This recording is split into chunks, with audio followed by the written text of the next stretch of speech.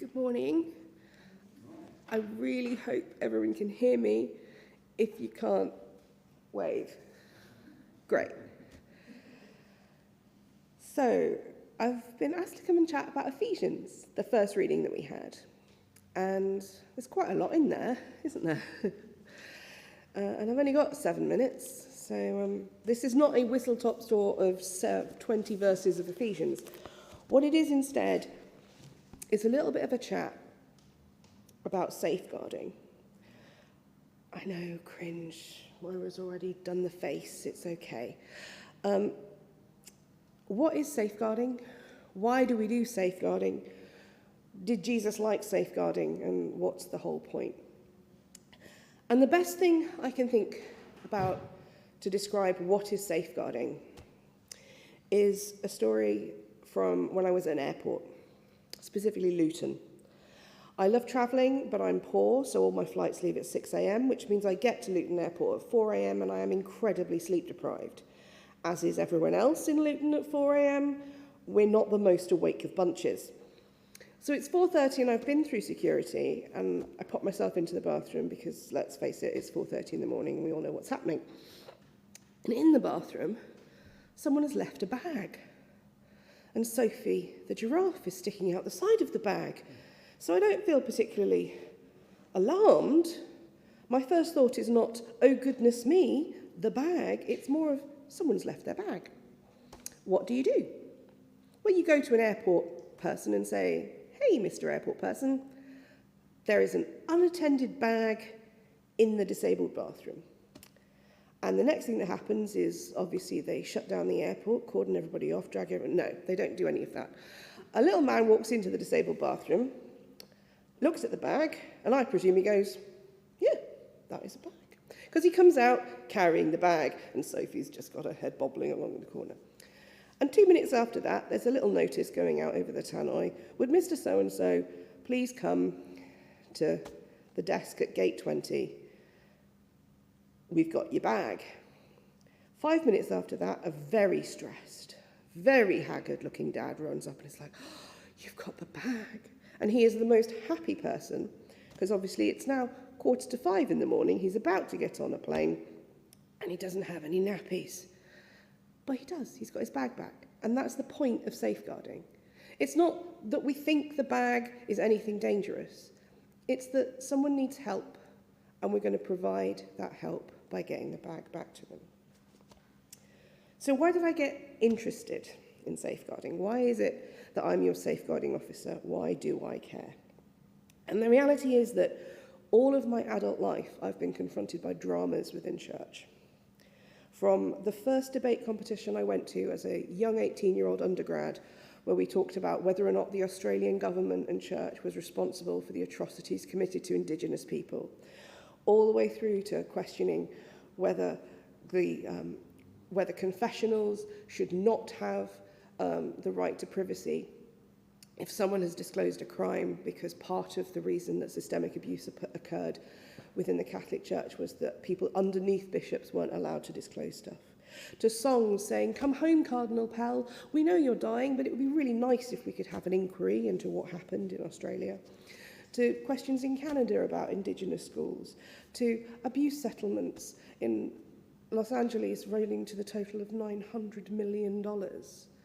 If an organisation can pay $1.5 billion in settlement money, admitting they've done something wrong, there's a problem. But why is that a problem, other than we have direct victims who are hurt? We have indirect victims who are hurt as well. We have scams and frauds and people taking money from congregations saying, I'm going to use it for this. I was asked to preach a while ago. I was reminded I was preaching on Thursday.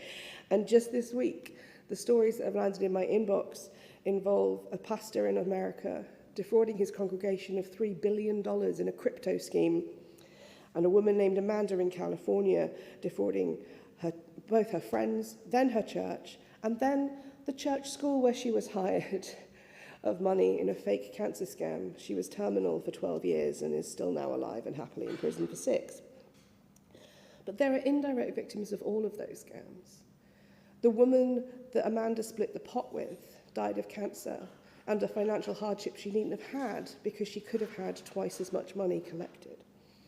The congregation in Kansas with the $3 billion in crypto schemes could have used that money for anything else that would have been more beneficial to them and their community.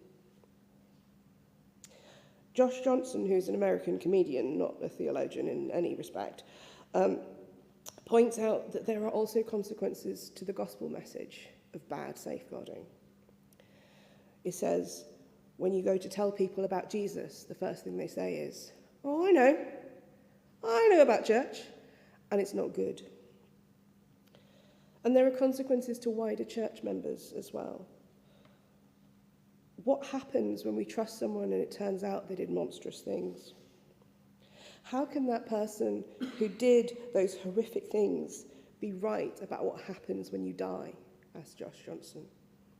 The very fact these horrific things happen harm our gospel and our ability to spread it.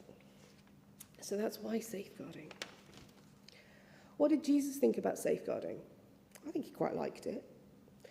He called out hypocrisy and corruption amongst people who were praying. He turned to the Pharisees and said, "You don't pray by standing and lording it over everyone. You pray quietly.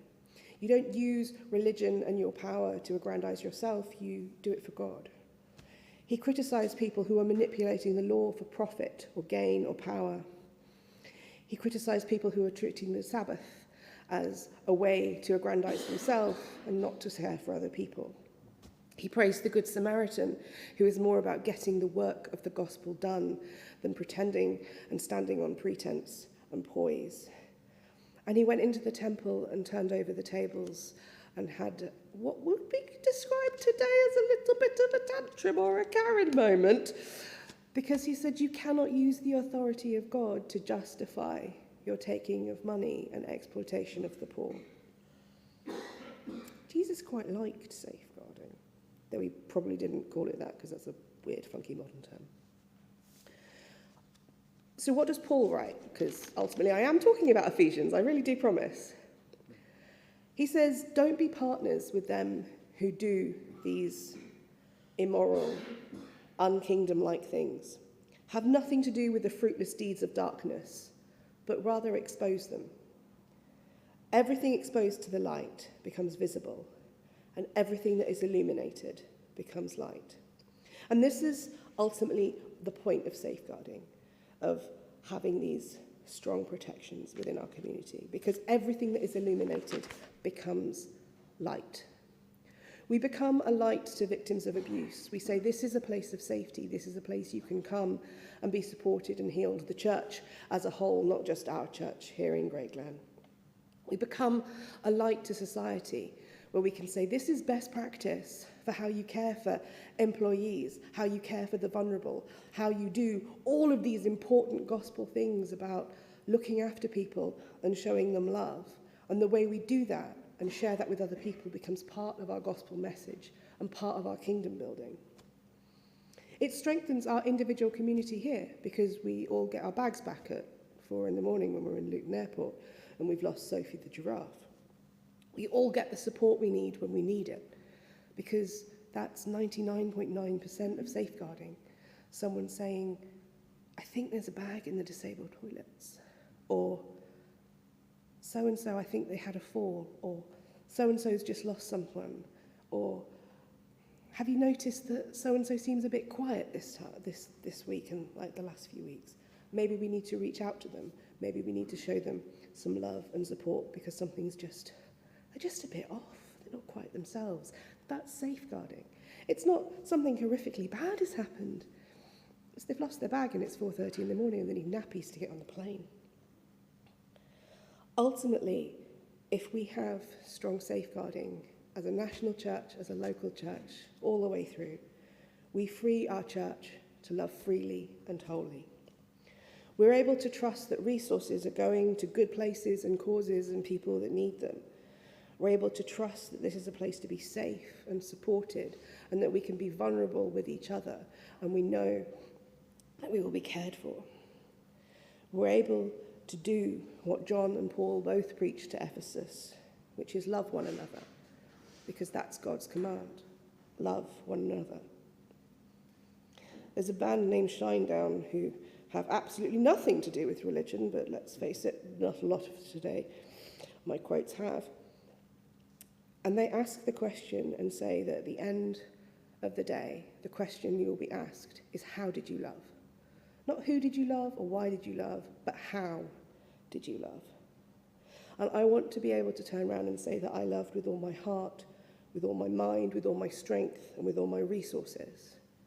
And that part of why I was able to do that was that my community was one that was safe. Amen.